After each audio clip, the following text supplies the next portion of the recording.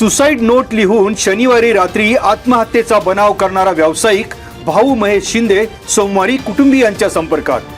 चासकमान धरणाच्या डाव्या कालव्यावर दुचाकी, चप्पल आणि सुसाईड नोट लिहिणारे भाऊ शिंदे यांनी आत्महत्येचा बनाव केल्याचं झालं स्पष्ट. मुलाबाळांना चांगलं शिक्षण दे, मुलं आणि तुम्ही सगळे चांगले राहा. मी आज कर्जबाजारीपणाच्या कारणाने आत्महत्या करत आहे.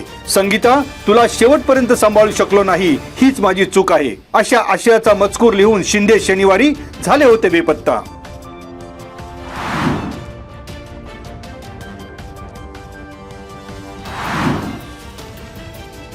चासकमान धरणाच्या डाव्या कालव्यातील वाहत्या पाण्यात रविवारी सकाळी उडी घेणाऱ्या निलेश अप्पासाहेब रसाळ वय 40 राहणार तिनेवाडी रोड, संभाजीनगर, राजगुरुनगर यांचा मृतदेह कालव्यात आढळला. पोलीस, नातेवाईक आणि रेस्क्यू टीमच्या शोधकार्यात रेटोडी गावच्या हद्दीत सोमवारी सायंकाळी निलेश अप्पासाहेब रसाळ यांचा कालव्यात सापडला मृतदेह. पांगरी गावच्या हद्दीत कालव्यात कपडे धुताना पाय घसरून पाण्यात पडलेल्या कविता देवी वय 28 राहणार पांगरी, मूळ उत्तर प्रदेश यांचं शोधकार्य सुरू.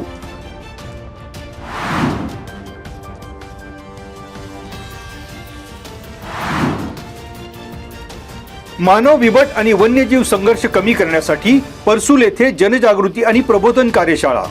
आमदार बाबाजी काळे, सरपंच बाळू बांगर, तुकाराम मसे, रोहिदास शिंदे यांच्यासह ग्रामस्थांची कार्यशाळेस उपस्थिती.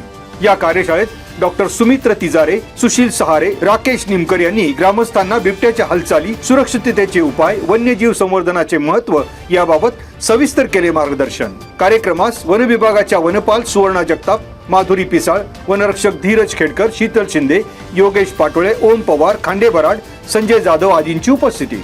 जुन्नर वन विभागाच्या वतीने उपवन संरक्षक प्रशांत खाडे, सहाय्यक वनरक्षक अमृत शिंदे तसेच चाकण वन परिक्षेत्र अधिकारी संतोष कंक यांच्या मार्गदर्शनाखाली कार्यशाळा संपन्न.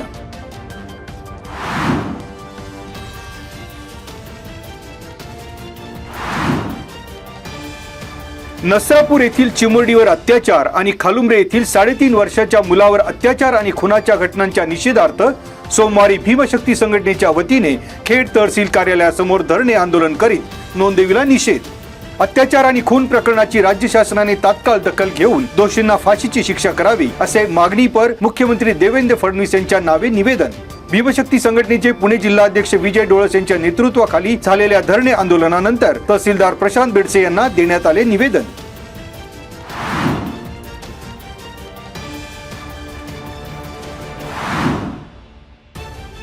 राजगुरुनगर शहरातील पदपथावरील अतिक्रमणावर राजगुरुनगर नगर परिषद प्रशासनाकडून सोमवारी धडक कारवाई.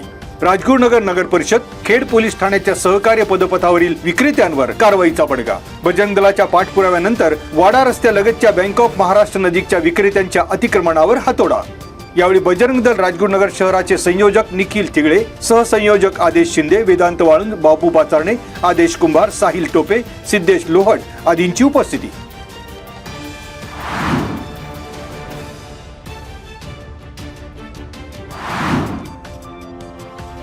पुणे महानगर प्रदेश विकास प्राधिकरणाचा 2026-27 शिल्कीचा अर्थसंकल्प सादर. पीएमआरडीचा 4628.85 कोटींचा अर्थसंकल्प. मुंबई येथे पुणे महानगर प्रदेश विकास प्राधिकरणाची 14वी प्राधिकरण सभा मुख्यमंत्री तथा पीएमआरडीचे अध्यक्ष देवेंद्र फडणवीस यांच्या अध्यक्षतेखाली संपन्न. मुख्यमंत्र्यांच्या हस्ते पुणे महानगर प्राधिकरणाच्या अर्थसंकल्प पुस्तिकेची प्रकाशन. पायाभूत सुविधा आणि विकासासाठी तब्बल 2918.81 कोटींची तरतूद.